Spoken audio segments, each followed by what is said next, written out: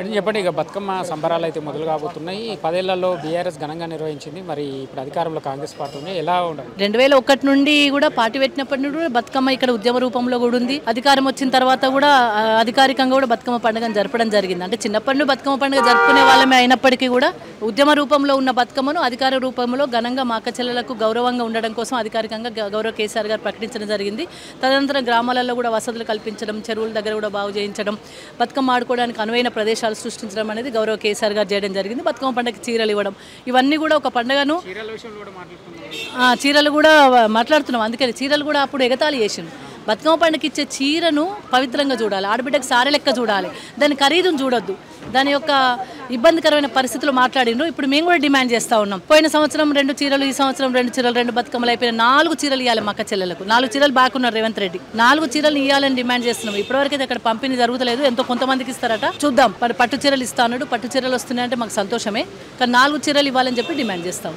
Urea కష్టాల గురించి ఏం చెప్తారు మేడం? రాష్ట్రంలో ఎక్కడ చూసినా యూరియా ఇబ్బందులు, యూరియా కష్టాలు. రైతుకు భరోసా ఇచ్చటం లేరు, రైతు గోసపడుతున్నాడు, రైతు ఇబ్బంది పడుతున్నాడు, రైతు నానా అవస్థ పడుతున్నాడు. గౌరవ కేసీఆర్ గారి హయాంలో రైతు కంటి నిండా నిద్ర వేయండు.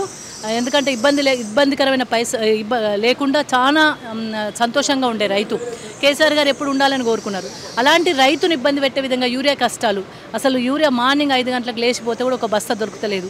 ఆ దొరికిన బస్తాను వేసేసరికి మరి పంట ఎర్రగైపోయే పరిస్థితి వస్తుంది. చాలా ఇబ్బందికరమైన పరిస్థితుల్లో రైతు కనీసం యూరియా ఇస్తామని చెప్పే నాదు లేకుండా వేయండి, భరోసానే లేదు. కాబట్టి డెఫినెట్గా రైతులందరూ కోపంగా ఉన్నారు. వారి అగ్ని ఆవేశాలకు కాంగ్రెస్ పార్టీ పతనం కాక తప్పదు. ప్రధానంగా ఈ మధ్య అందరూ బీసీల గురించి మాట్లాడుతున్నారు. ఇక బీసీల పేరు మీద పార్టీలు కూడా పుట్టుకొస్తున్నాయి.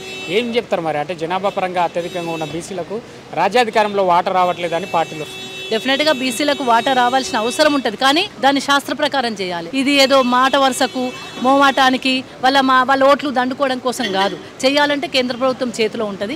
కంపల్సరీ వాళ్ళకి రిజర్వేషన్ కావాలంటే కేంద్ర ప్రభుత్వం చేయాలి. కేంద్ర ప్రభుత్వం మీద ఒత్తిడి తీసుకొచ్చే చర్యలు చేపట్టాలి. అంతేగాక ఏదో నేనే చేస్తాను, నేను ఆర్డినెన్స్ తెలుస్తా అంటే అవన్నీతోని కేవలం వాళ్ళకు తూతు మంత్రంగానే తప్ప వాళ్ళకి శాశ్వత పరిష్కారం అనేది బీసీలకు దొరకదు. శాశ్వతంగా వాళ్ళకి రిజర్వేషన్ కూడా కల్పించే ప్రయత్నం కాంగ్రెస్ పార్టీ చేయట్లేదు. ఓన్లీ మాటల వరకే పరిమితమైంది తప్ప దాంట్లో చేతల్లో మాత్రం చూపట్టట్లేదు. కాబట్టి కాంగ్రెస్ పార్టీ దెబ్బతినక తప్పదు. బీసీలందరికీ కూడా తెలుసు, ఎందుకంటే ఎక్కడ రిజర్వేషన్స్ వస్తాయి, దాన్ని ఏ విధంగా చేయాలనేది వాళ్ళందరికీ తెలుసు. కాబట్టి కాంగ్రెస్ మాటలు నమ్మే పరిస్థితుల్లో వాళ్ళు లేరు.